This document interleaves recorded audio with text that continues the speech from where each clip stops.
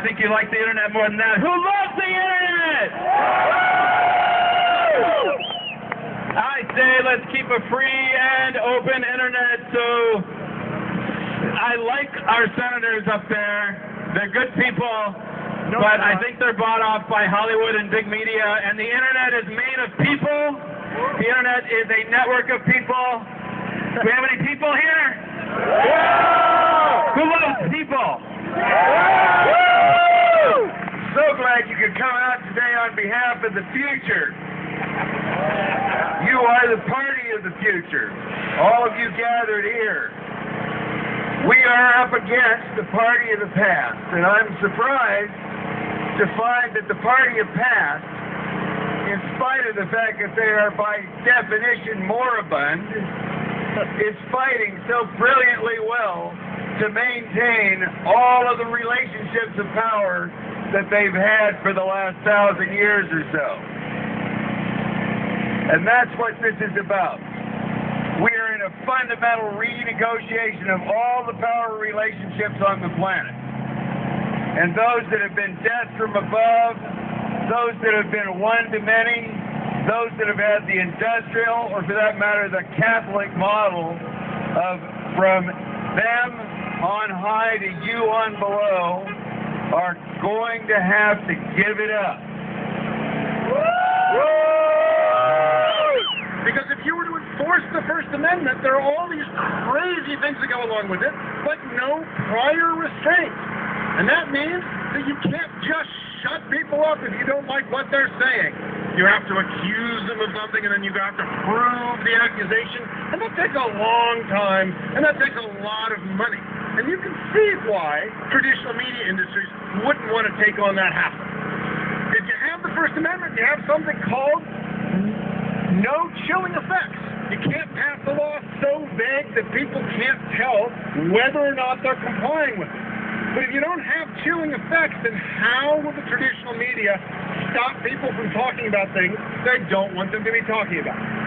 So I have to confess a certain residual sympathy and appreciation for the First Amendment, but as Senators Gillibrand and Schumer have shown us, it's not a good fit for the 21st century.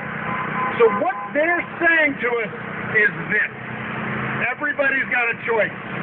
The internet, the First Amendment, corporate control of public speech, pick two.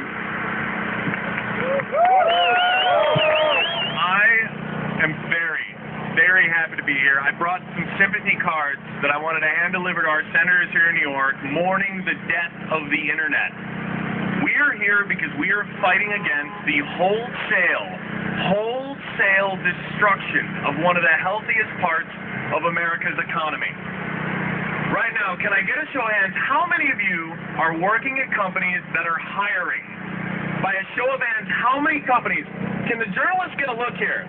Look at all the companies in America that are looking to hire Americans right now. Go sign up for Code Academy, learn how to program. This industry is hiring, it is innovating, and it is doing the things that will get this economy in America going again. And yet we have legislation that threatens to stop that. How is it possible that bipartisan legislation could do so much destruction to this industry and Congress could be okay with it? Why is it when there are more serious problems like the deficit, like unemployment, that Congress cannot agree on? But yet, when Hollywood lobbyists show up with $94 million, as they did last year, Democrats and Republicans sign up to co-sponsor a bill that everyone can agree on. That doesn't seem right. And this has become an issue. This has become an issue that's much bigger than just saving the internet now. This is a fight to save democracy. It is a fight to show that our elected officials are beholden to the electorate, not to lobbyists.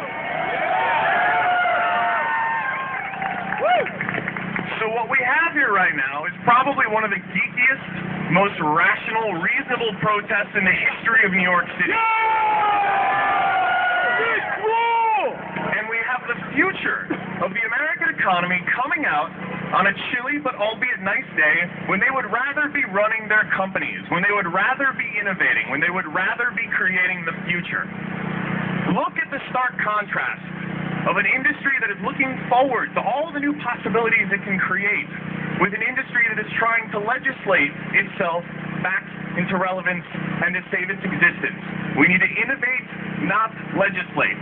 And that is why we are all here. It's very significant that we're a meetup here today. Not just a protest, we're actually a tech meetup. And what you do at meetups is you demo things. And effectively what we're doing as a community is demoing the internet for Senator Schumer and Senator Gillibrand. We're here to say the internet works because it's a democracy. The internet works because it's voluntary people working together to make the internet flow. All I really want to say today is in 150 years, 200 years, when our grandchildren are looking back on this time, they're going to see the internet as the great creation, the great contribution of our era to the history of human progress. It's that important, and it's that important that we not screw it up. Hi, thank you for being out here today. This is the first time that I've been able to meet any of our members in person, and I think that there are probably a few hundred of you here. Thank you so much for coming out and for showing the world, for showing these senators that we are real. We exist in 3 dimensions, not just online. And this issue is so interesting to me because it's perfect for this political moment. It makes it clear that in many respects the old left-right axis, conservative versus liberal paradigm no longer applies, and we're seeing a lot of people on the edges, the people who actually believe in things, standing together and standing with us. And we've talked a lot about the politicians who are on the wrong side of this. I wanted to take 1 second to underscore the fact that we actually have a few heroes in this debate.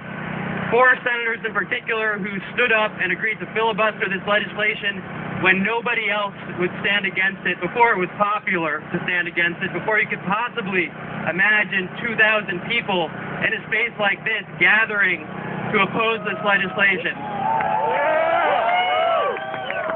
And they are by name Ron Wyden, Maria Cantwell,